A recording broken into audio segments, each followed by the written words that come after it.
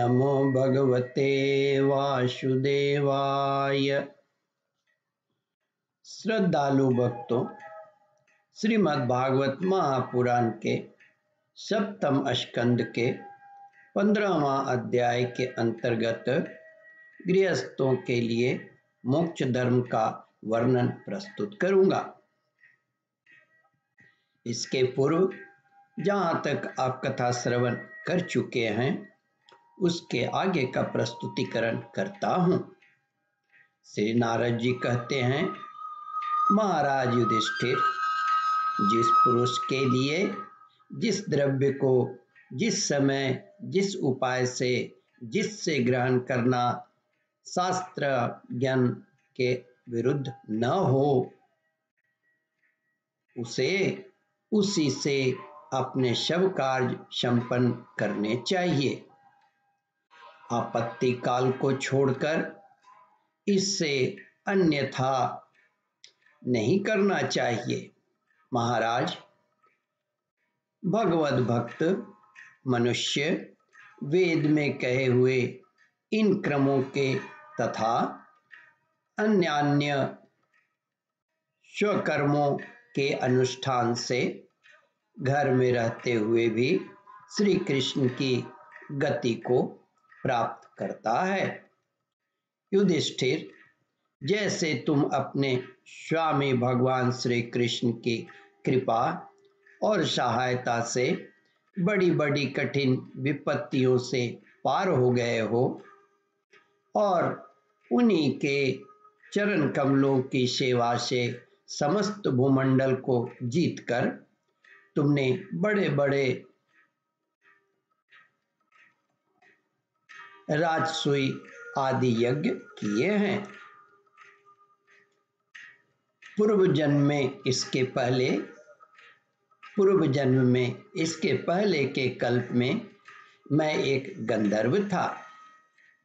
मेरा नाम था उपबरहन और गंधर्वों में मेरा बड़ा सम्मान था। मेरी सुंदरता, सुकुमारता और मधुरता अपूर्व थी। मेरे शरीर में से सुगंध निकला करती और देखने में मैं बहुत अच्छा लगता। स्त्रियां मुझसे बहुत प्रेम करती और मैं सदा प्रमाद में ही रहता। मैं अत्यंत विलासी था। एक बार देवताओं के यहाँ ज्ञान सत्र युक्त किया गया। उसमें बड़े बड़े प्रजापति आए थे। भगवान की लीला का गान करने के लिए उन लोगों ने गंधर्व और अप्सराओं को बुलाया। मैं जानता था कि वह संतों का समाज है और वहां भगवान की लीला का ही गान होता है। फिर भी मैं स्त्रियों के साथ लौकिक गीतों का गान करता हुआ उन्मत्त की तरह वहां जा पहुंचा। देवताओं ने देखा कि यह तो हम लोगों का अनादर कर रहा है। उन्होंने अपनी शक्ति से मुझे शाप दे दिया। तुमने हम लोगों की अवहेलना की है, इसलिए तुम्हारी सारी सौंदर्य संपत्ति नष्ट हो जाए और तुम शीघ्र ही शूद्र हो जाओ। उनके शाप से मैं दासी का पुत्र हुआ, किंतु उस शूद्र जीवन में किए हुए महात्माओं के संसर्ग और सेवा शुश्रूषा के प्रभाव से मैं दूसरे जन्म में ब्रह्मा जी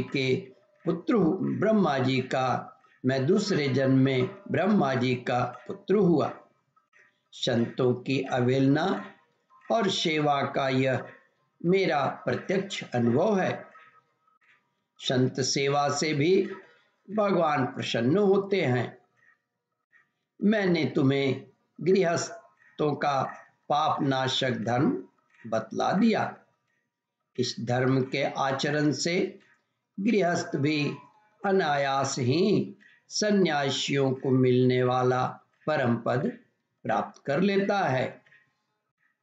महाराज युधिष्ठिर, इस मनुष्य लोक में तुम लोगों के भाग्य अत्यंत प्रशंसनीय है, क्योंकि तुम्हारे घर में साक्षात परब्रह्म परमात्मा मनुष्य का रूप धारण करके गुप्त रूप से निवास करते हैं।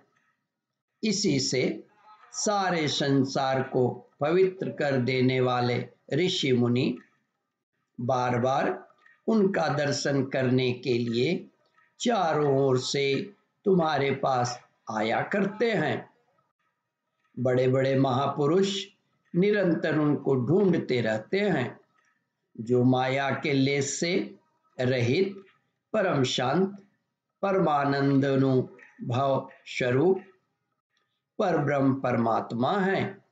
वे ही तुम्हारे प्रिय हितैषी ममेरे भाई पूज्य आज्ञाकारी गुरु और स्वयं आत्मा श्री कृष्ण हैं। शंकर ब्रह्मा आदि भी अपनी सारी बुद्धि लगाकर वे यह हैं इस रूप में उनका वर्णन नहीं कर सके, फिर हम तो कर ही कैसे सकते हैं। हम मौन भक्ति और संयम के द्वारा ही उनकी पूजा करते हैं। कृपया हमारी यह पूजा स्वीकार करके भक्त वत्सल भगवान हम पर प्रसन्न हो। श्री सुखदेव जी कहते हैं, परीक्षित, देवर्षि नारद का यह प्रवचन सुनकर राजा युधिष्ठिर को अत्यंत आनंद हुआ। उन्होंने प्रेम विवल होकर देवर्षि नारद और भगवान श्री कृष्ण की पूजा की। देवर्षि नारद भगवान श्री कृष्ण और राजा युधिष्ठिर से विदा लेकर और उनके द्वारा सत्कार पाकर चले गए। भगवान श्री कृष्ण ही पर ब्रह्म है, यह सुनकर युधिष्ठिर के आश्चर्य की सीमा न रही। परीक्षित, इस प्रकार मैंने तुम्हें दक्ष पुत्रियों के वंशों का अलग अलग वर्णन सुनाया। उन्हीं के वंश में देवता, असुर, मनुष्य आदि और संपूर्ण चराचर की सृष्टि हुई है। ओम परमात्मने नमः। श्रद्धालु भक्तों, इस कथा को ध्यान पूर्वक श्रवण मनन और इसका चिंतन करें। इस कथामृत का रसास्वादन अपने बंधु बांधवों को भी करावे। इस वीडियो को शेयर और सब्सक्राइब करें। ओम परमात्मने नमः। श्रद्धालु भक्तों, यहाँ पर सप्तम स्कंद समाप्त होता है। हरि ओम तत्सत। इसके आगे हम अष्टम स्कंद प्रारंभ करेंगे। ओम नमो भगवते वासुदेवाय।